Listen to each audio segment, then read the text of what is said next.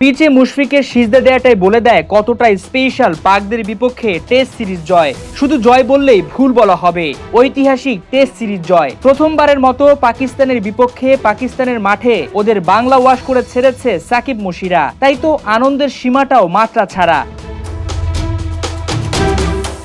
দেশে চলছে রাষ্ট্র সংস্কার, এমন অবস্থায় পাকদের বিপক্ষে নতুন ক্রিকেট বোর্ডের আওতায় 2 ম্যাচের টেস্ট সিরিজ খেলতে যায় টাইগাররা। প্রথম ম্যাচে যেভাবে ফুলে ফেঁপে উঠেছিল পাকিস্তান, তাতে ধারণা করা হচ্ছিল হয়তো পাকদের করা 448 রানই টপকাতে পারবে না শান্তরা। কিন্তু মুশফিক, লিটন, মিরাজ, সাদমানদের অসাধারণ ব্যাটিং নৈপুণ্যে 10 উইকেটের বিশাল জয় পায় বাংলা।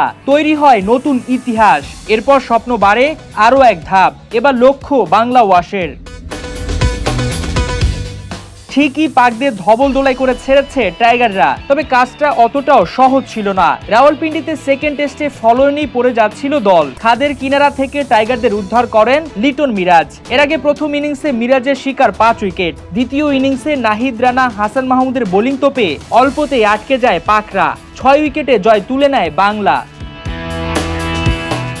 এমন ঐতিহাসিক জয়ের কারিগরের ক্রেডিটটা পেয়েছেন লিটন, মিরাজ দুজনে। লিটনের অনবদ্য সেঞ্চুরি ম্যাচে মোড় ঘুরায়, টাইগারদের দেয় মোমেন্টাম। 138 রানের ওই ঝকঝকে ইনিংসটাই ম্যাচের টার্নিং পয়েন্ট।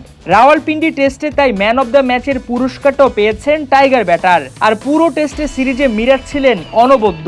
অলরাউন্ডিং পারফরমেন্স করে দলকে এনে দিয়েছেন সিরিজ। বল হাতে তুলে নিয়েছেন 10 উইকেট, আর ব্যাট হাতে 250-র মারপথে করেছেন 155 রান। টাইগারদের বিপদের বন্ধু মিরাজ জিতে নিয়েছেন সিরিজ সেরার পুরস্কার। ভবিষ্যতে তার কাছে আরো ভালো পারফরমেন্স প্রত্যাশা করছে দল।